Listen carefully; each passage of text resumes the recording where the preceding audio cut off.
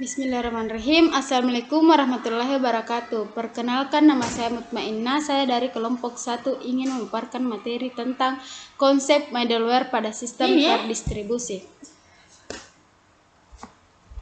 Definisi middleware sebagai sebuah aplikasi yang secara logik yang terletak di antara lapisan aplikasi. Middleware didefinisikan seperti software yang menghubungkan komponen perangkat lunak atau aplikasi yang berisi sekumpulan layanan yang memungkinkan agar beberapa proses dapat berjalan untuk satu atau beberapa mesin komputer untuk saling berinteraksi dalam sebuah jaringan.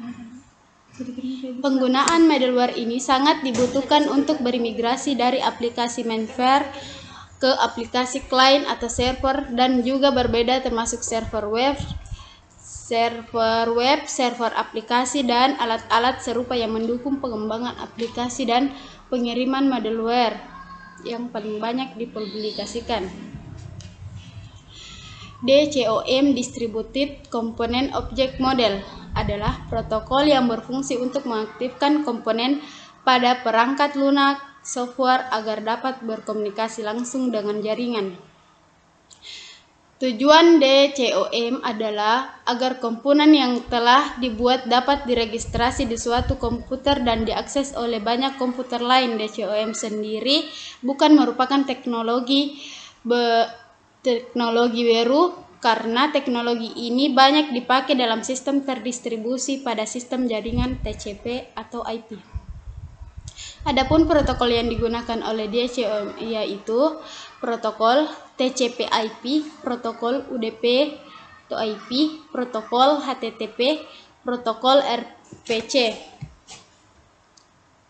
CORBA, Object Management Groups Common Object Request Broker Architecture, merupakan sebuah spesifikasi middleware yang ideal untuk mendukung dan mengaplikasikan sistem komputer terdistribusi. Arsitektur CORBA berbasis pada model objek. Model ini berasal dari abstraksi inti model objek yang didefinisikan oleh OMG dalam sebuah petunjuk OMA atau Object Management Architecture. CORBA bersifat open, maksudnya bahwa CORBA bisa dipakai oleh setiap orang yang ingin menggunakan standarisasi CORBA ini, sehingga akan muncul perbedaan-perbedaan dalam menggunakannya, seperti perbedaan platform atau bahasa pemrograman. RMI atau Remote Method Innovation. RMI adalah sebuah teknik pemanggilan metode remote yang lebih secara umum lebih baik dari RPC. RMI menggunakan paradigma pemrograman berorientasi objek. RMI memungkinkan kita untuk mengirim objek sebagai parameter dari promote method. Adapun tujuan RMI: 1.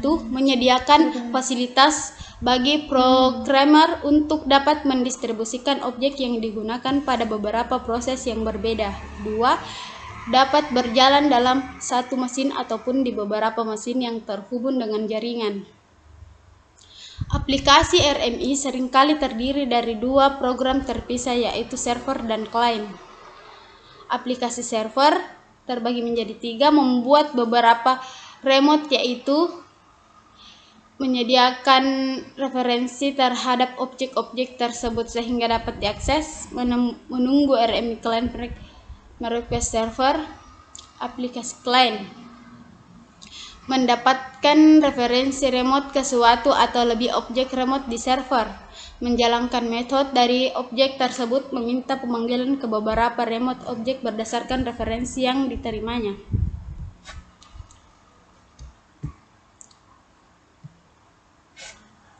Peran middleware terhadap sistem terdistribusi.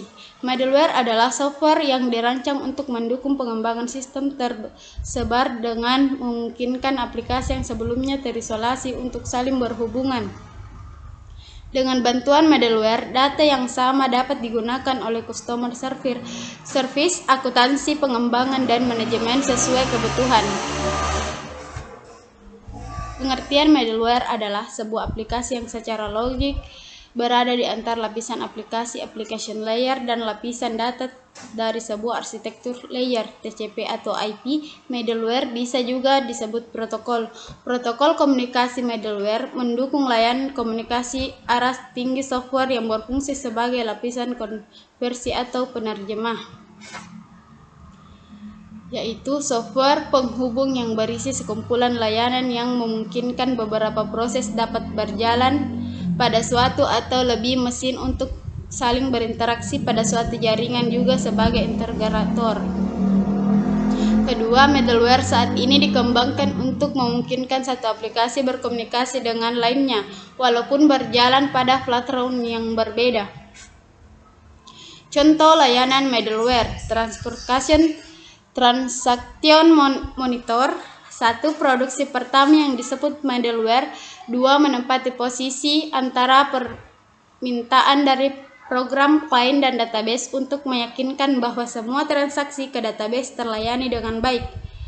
Message middleware: penyimpanan data suatu antrian message jika mesin tujuan sedang mati atau overload. Mungkin berisi business logik yang merutekan message ke tujuan sebenarnya dan memformat ulang data lebih tepat, sama seperti sistem message email, kecuali message middleware digunakan untuk mengirim data antar aplikasi.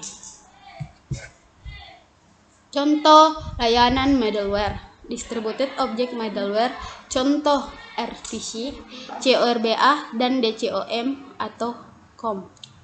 Middleware basis data menyediakan antarmuka antar sebuah query dengan beberapa database yang terdistribusi, contoh JDBC, ODBC, dan ADO.NET.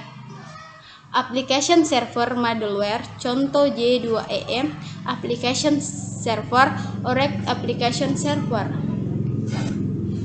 Sistem arsitektur: Decentralized arsitektur disebut sebagai horizontal distribution. Pada arsitektur ini secara fisik terpisah namun secara logis memiliki fungsi level yang sama, equivalent, di mana setiap mesin memproses bagiannya sendiri kemudian melakukan batching terhadap hasil proses.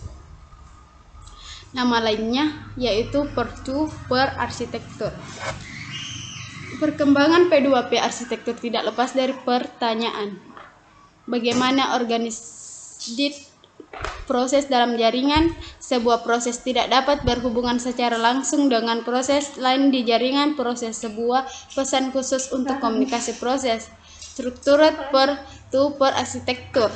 Dalam struktur ini, lapisan jaringan dibangun menggunakan deterministic producer seperti menggunakan distributed hash table DHT.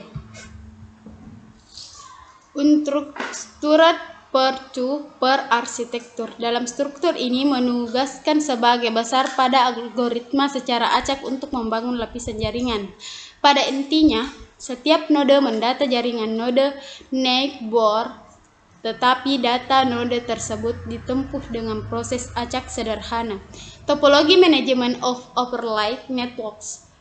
Walaupun pada structured dan unstructured peer-to-peer system cukup jelas, namun dalam beberapa kasus masih belum lengkap. Satu kunci dari observasi adalah kehati-hatian dari proses pertukaran dan pemilihan entry dari dibangun dan dijaga konfigurasinya. Pendekatan TMOOD ini diperoleh dengan mengambil dua pendekatan layering, yaitu seperti gambar berikut.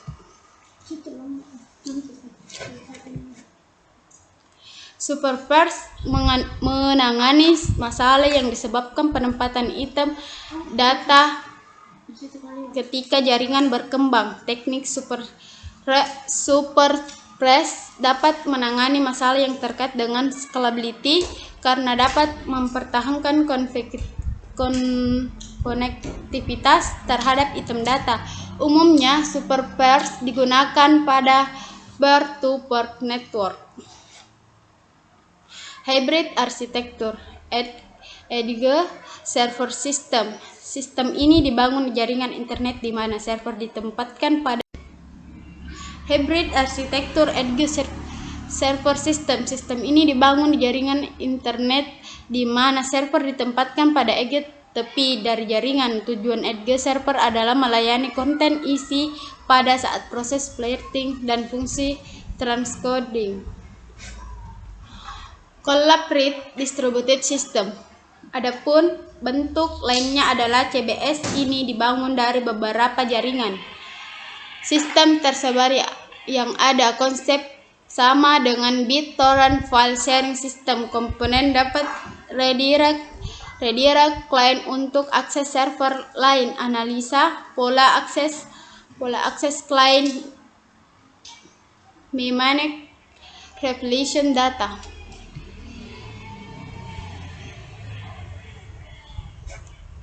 Itulah tadi penjelasan dari saya. Assalamualaikum warahmatullahi wabarakatuh.